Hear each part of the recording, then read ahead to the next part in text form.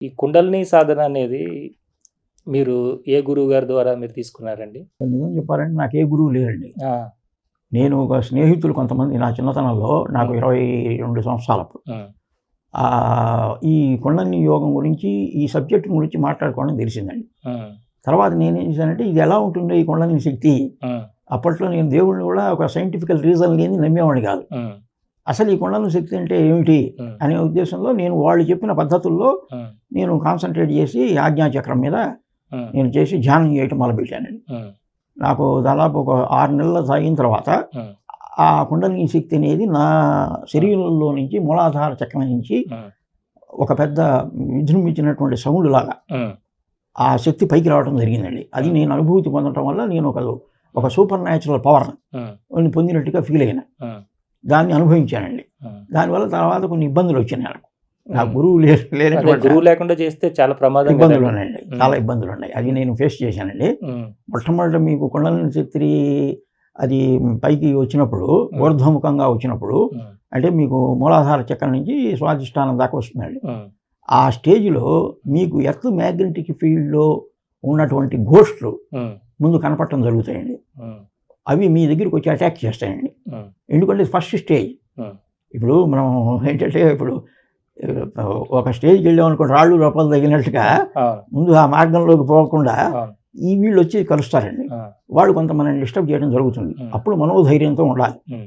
అది కొంతకాలం ఉంటుందండి. హ్మ్. ఈ ఘోషులంతా రావటం చేయటం, మనల్ని పలకరించటం చేయటం, వాళ్ళేం పాపం ఇబ్బంది పెట్టరు. హ్మ్. మనం పలకరిస్తుంటారు, చేస్తుంటారు. ఇవన్నీ కలిగినాయి నాకు హ్మ్. అనుభూతులు. కానీ ఒక సంవత్సరం పాటు నేను ఇబ్బంది పడ్డానండి. హ్మ్. అది అర్ధరాత్రులు 2:00 నుంచి 2-3లో హ్మ్. ఇవన్నీ వస్తాయండి. మళ్ళీ బ్రహ్మముహూర్తం వచ్చినప్పుడు ఉండరు వాళ్ళు. హ్మ్. మామూలుగా 2-3లో వస్తారు. హ్మ్. 1:30, 2-3లో. ఆ!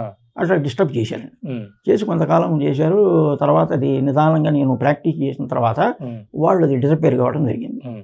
ఇక తర్వాత కొంతమందికి ఇంకా నేను పైకి పోయినప్పుడు హ్మ్. ఈ మణిపూర చక్రం దాటి ఈ తర్వాత అనాహత చక్రం, హ్మ్. ఆజ్ఞా చక్రం దాకా పోయినానండి హ్మ్. బాగా ఫస్ట్‌లో. హ్మ్. ఈ ఆజ్ఞా చక్రం దగ్గర కొన్ని దేవతల దర్శనం అయింది. హ్మ్. అప్పటి నుంచి ఈ దయ్యాలనేవి ఘోస్టులు ఆగిపోయినాయండి. హ్మ్. అందువల్ల ప్రతి వాళ్ళు దయ్యాలు ఉన్నాయా ఉన్నాయా అంటారు. హ్మ్. మీరు 4th డైమెన్షన్ వరల్డ్‌లో దయ్యాలు ఉన్నాయండి. హ్మ్.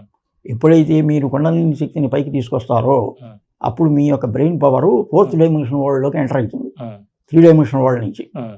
అప్పుడు మీరు ఫస్ట్ స్టేజ్‌లో ఈ ఎర్త్ మ్యాగ్నెటిక్ ఫీల్డ్‌లో హ్మ్. ఈ దయ్యాలు ఫస్ట్ స్టేజ్‌లో ఉంటాయి. హ్మ్. కాబట్టి ఇవాళ దయ్యాలు ఉన్నాయా లేవా అని ప్రతి వాళ్ళు ఇవాళ అడుగుతున్నారు. ఆ! నువ్వు శ్మశానం దగ్గరికి వెళ్ళి హ్మ్. యోగం చేసిన వాడు గనక హ్మ్. చూడగలిగితే హ్మ్. ఆ 4th డైమెన్షన్ వరల్డ్‌లో దయ్యాలు కనపడతాయి. అంటే దెయ్యాలు అంటే మనం అవి కూడా ఒక ఆత్మ లాంటివేనండి? యెస్ అండి. అవి దయ్యం అంటే ఒకటండి, అవి ఎంటిటీస్ అండి. హ్మ్. ఎంటిటీస్ అంటే అంటే ఇంగ్లీష్‌లో ఎంటిటీస్ అంటారు. ఒక భూత ప్రమాణమైనవి. హ్మ్.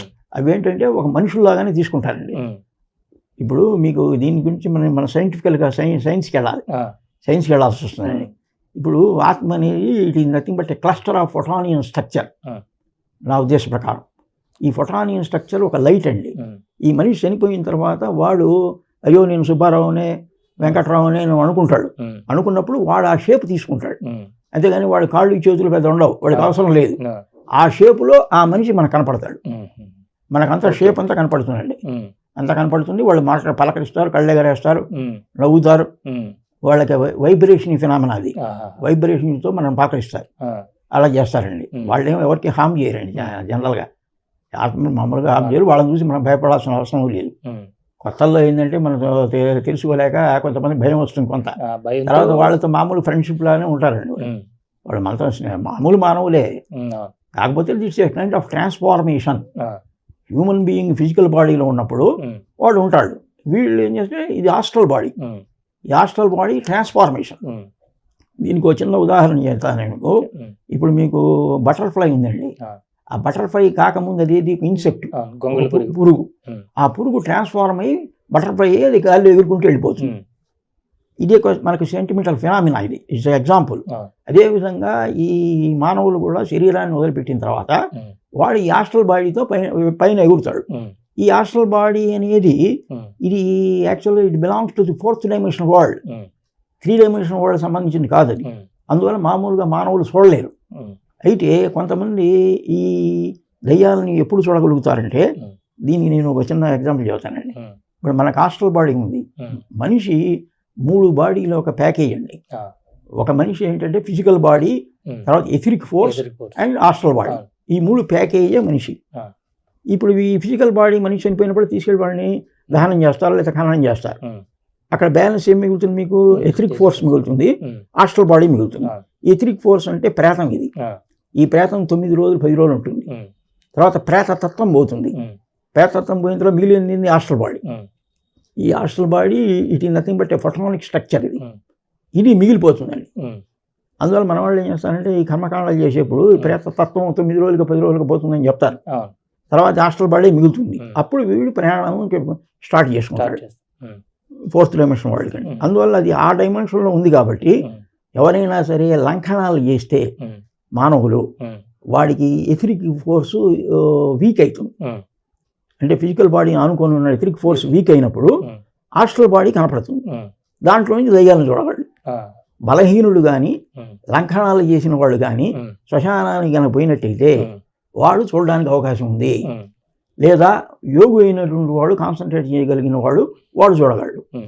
ఎందుకని దయ్యాలు లేవు గియ్యాలు లేవు అని చెప్పడం అనేది శుద్ధ తప్పండి. దయ్యాలంటే వాళ్ళు ఏం లేదు, వాళ్ళు ఒక ఆస్ట్రల్ బాడీస్, వాళ్ళ గురించి భయపడాల్సిన అవసరం లేదు మనకి కదండి. కానీ కొంతమంది మిమ్మల్ని బాగా చేరువై మీతో మాటికి మాట్లాడే వాళ్ళు ఉన్నారండి. ఉన్నారు. అప్పట్లో బాగా ఉండేవాళ్ళు. ఇప్పుడు ఈ మధ్య తగ్గారు. అప్పట్లో వాళ్ళ కష్టాలు మనకి వచ్చి చెప్పుకోవటం, వాళ్ళ అర్ధరాత్రులు వచ్చేవాడండి. అర్ధరాత్రులు రావడం అంటే ఇంకోటి అండి, ఆస్ట్రల్ బాడీస్ అంతా కూడా మీకు ఇన్ఫ్రారెడ్ స్పెక్ట్రంలోనే కనపడతారు. బయట మీకు అల్ట్రావైలెట్ రేసెస్ ఉన్నప్పుడు వాళ్ళు కనపడలేదు. అందువల్ల మీకు అర్ధరాత్రులే మహర్షులు కూడా చెప్పారు అది. మీకు 12 గంటలు దాటిన తర్వాతనే ఈ దయ్యాలు భూతాలు ఎక్కువ తిరుగుతుంటాయా 3 గంటల దాకా, మళ్ళీ 3:50 నుంచి మీకు బ్రహ్మ ముహూర్తం వస్తుంది, అప్పుడు ఇవన్నీ వెళ్ళిపోతాయి అని చెబుతుంటారు. వెళ్ళిపోతాయంటే వాళ్ళ కన్వీనియంట్ టైం కాదు అది, వాళ్ళ కన్వీనియంట్ టైం అది. ఆ టైంలో కనపడతారు. అది మనకు కనపడరు, అక్కడ ఉన్నా కూడా కనపడరు. వాళ్ళు వెళ్ళిపోతారు జనరల్గా. కొంతమంది ఉన్నా కూడా ఇప్పుడు దేవతలు ఉన్నారనుకోండి, దేవతలు బ్రహ్మ ముహూర్తంలో తిరుగుతారు, మానవులు కనపడరు. ఎవరు కనపడతారు? కుండలిని శక్తి జాగృతం చేసి ఉన్నటువంటి యోగులకి దేవతలు కనపడతారు.